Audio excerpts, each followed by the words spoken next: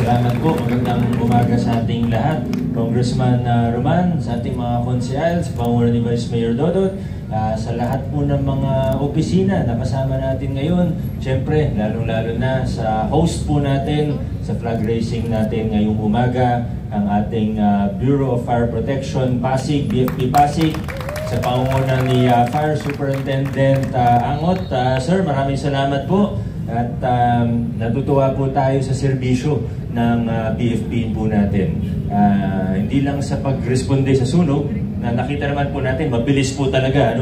Nakita natin in the last several years ay bumilis ng bumilis ang pag-responde ng ating mga bumbero. Kaya maraming salamat po sa inyo. At hindi lang po yung pag-responde ang ginagawa nila, kundi pati yung mga information education campaign po natin.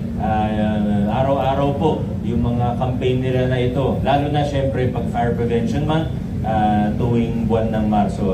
Kaya again, salamat po. Siguro sa mga permit naman ng mga negosyante, hindi na po tayo magkakaproblema. Yun na lang naman. Pero sa lahat ng iba, maganda po ang serbisyo ng ating BFP. Pabilis ng pabilis at lalo pang gumaganda.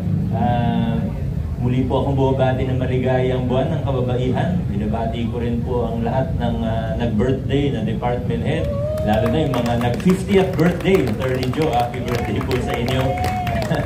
At papasalamat din po tayo dun sa mga sumayaw kanina. Sa pangunguna ni Berong at partner ni Berong. Ano pangalan nun? Berang? Berang, totoo? Okay, si Berong Bumbero at si Berang Bumbera. Ayun, okay. Ayos kayo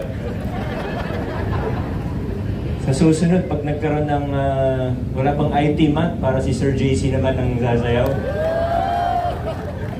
Magandang umaga po sa ating lahat. Adjourn na po tayo. Salamat po.